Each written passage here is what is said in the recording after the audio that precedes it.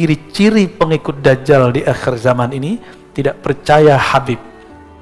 Ciri-ciri pengikut Dajjal di akhir zaman ini tidak percaya Habib. Al-Habib Rizik Syihab. Antum sudah tahu mauqif pendirian saya. Saya mencintai semua Habib. Semua Habib saya cinta. Mau Habib alim, Habib jahil, saya cinta. Mau Habib berpolitik, Habib tidak berpolitik, saya cinta karena dia zuriat Rasulullah Sallallahu Alaihi Wasallam. Terlepas dari semua pendirian keagamaan atau politik mereka, saya cuma mengatakan ana uhibbukum ayyuhal habaib. Aku cinta kepada kalian semua. Karena Nabi SAW mengatakan, ahibbu ahla baiti hubban li. Cintailah ahlu baitku karena engkau cinta kepadaku. Karena saya memandang nasabnya Habib Rizik, nasabnya Habib Jindan, semuanya zuriat Rasul. Di darah mereka ada darah suci Rasulullah SAW. Karena hormat kepada darah mereka, nasab mereka, maka kita cinta kepada mereka. Tapi tolong bedakan cinta dengan fikrah. Ya, kita doakan semoga Habib-Habib kita dijaga oleh Allah. Dalam perbedaan mereka, dalam perseteruan mereka, semoga Allah tetap rahmati kita semua.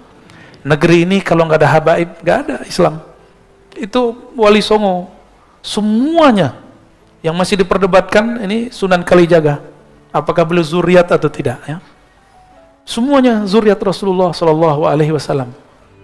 Maka ciri-ciri pengikut Dajjal di akhir zaman ini tidak percaya Habib. Ciri-ciri pengikut Dajjal di akhir zaman ini tidak percaya Habib. Tidak percaya Habib. Apakah Dajjal itu ngalim? Ya sangat ngalim. Levelnya Dajjal itu kan level kecerdasan, dan ilmu Dajjal itu kan level para nabi kan itu. Makanya yang bisa mengalahkan kan Imam Mahdi. Ya, apakah Dajjal itu juga ngajari baca Quran dan lain-lain? Ya jelas pasti. Tapi nanti endingnya itu disesatkan, dipalsu. Apakah Dajjal itu bisa menipu ulama, wali? Bisa. Wah, itu levelnya nabi ya. Tetapi bedanya kalau para nabi itu menuntun kepada akhir yang baik, husnul khotimah, dengan cara-cara yang baik. Tapi kalau Dajjal itu ada kalanya menuntun dengan cara-cara yang baik, tapi pada akhirnya menjadi su'ul khotimah, menjadi buruk, masuk neraka. Dan apakah Dajjal itu pengikutnya banyak? Ya banyak, karena memang metodenya itu kan pemalsuan, penipuan. Memalsu nasab, memalsu kitab, memalsu makam, memalsu sejarah, memalsu apa saja gitu. Dan hanya orang-orang yang waspada, orang-orang yang rasional, orang-orang yang selalu berpegang pada ayat-ayat kauniyah, yaitu hal-hal yang terkonfirmasi secara ilmiah, itulah yang insya Allah akan selamat dari tipu daya Dajjal. Tuh.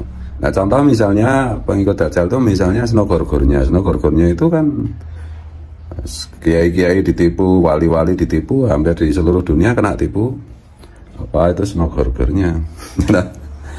Jadi ada pertanyaan, apakah Dajjal itu ngalim? Ya sangat ngalim. Apakah pintar? Ya sangat pintar. Apakah punya kesaktian yang bagi orang bodoh itu dianggap karomah? Ya jelas gitu loh. Yang bisa mengalahkan Dajjal kan para nabi, yang bisa mengalahkan para pengikut Dajjal dan orang-orang yang memakai metode Dajjal, yaitu orang yang setia mengikuti nabi. Apakah Dajjal juga membuat majelis maulid? Ya bikin.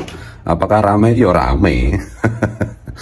Tetapi semua ini kan bisa dilihat akibat atau ending atau akhirnya itu bagaimana kan begitu. Jadi waspadalah terhadap tipu daya, pemalsuan. Pokoknya kalau orang kok malsu itu pasti pengikut Dajjal. Kalau tidak sengaja, nah itu lain lagi ya. Kalau tidak tahu lain lagi. Nah para ulama, para wali itu kadang-kadang kan karena ditipu, dibohongi oleh Dajjal itu tanpa sengaja ikut menyebarkan kebohongan yang menjadi agendanya Dajjal. Tapi begitu tahu, itu pasti mereka akan mendeklarasi, mengatakan bahwa oh ini saya tertipu, oh ini saya kemarin salah, pasti begitu. Dan untung Allah itu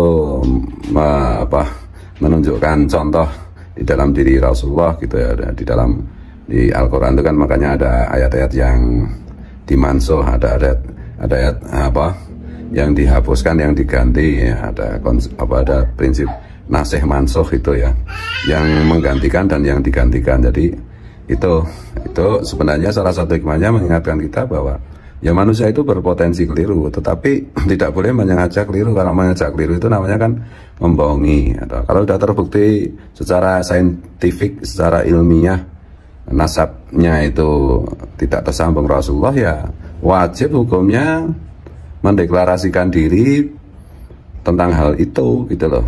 Nggak usah gimana-gimana, nggak usah ngelah, nggak ada denial.